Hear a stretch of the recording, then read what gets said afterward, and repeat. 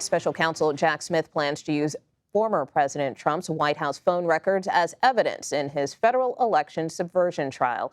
In a court filing Monday, Smith said that prosecutors plan to call an expert witness who, quote, extracted and processed data from the phones of the former president and another unnamed person.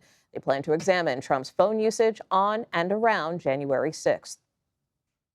CBS News chief election and campaign correspondent Robert Costa joins us now. Robert, really good to have you here. You previously reported on the records of the White House calls on January 6th.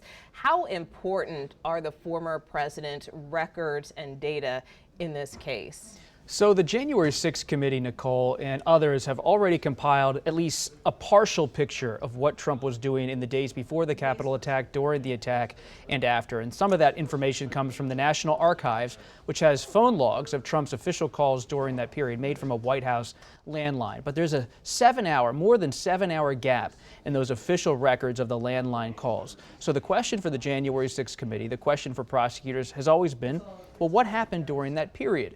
And now we know, based on this latest filing, that special counsel Jack Smith has acquired phone data from Trump's personal cell phone, from the cell phone of others around him in the White House at the time, that will provide what's called metadata.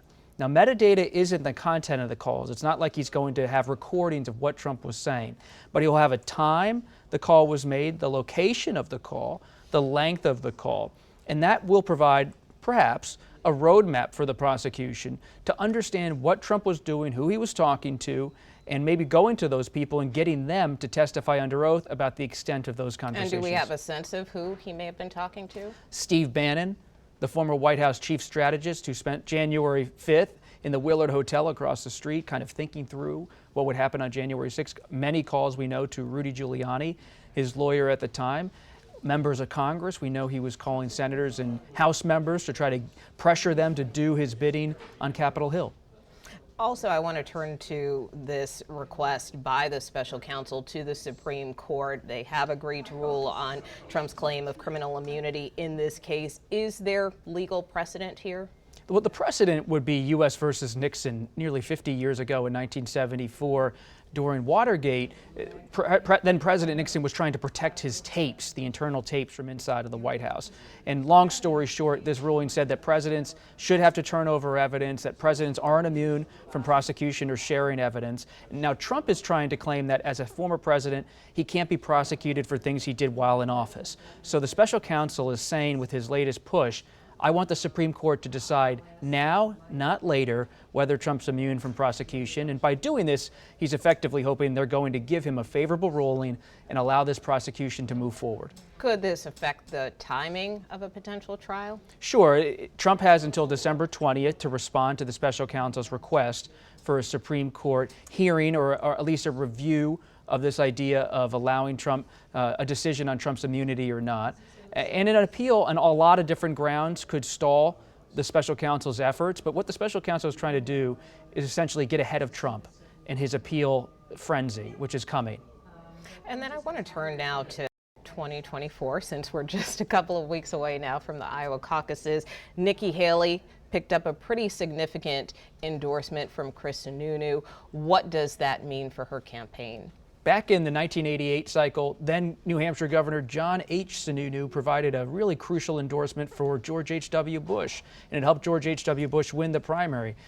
Years later, the son of that governor, Chris Sununu, the son of John H. Sununu, has made this endorsement of Nikki Haley. So you have the Sununu political machine behind Nikki Haley, which is something. It means something in New Hampshire to have the imprimatur of the Sununus. That being said, Trump's a king, politically speaking, in New Hampshire. He's done very well there before.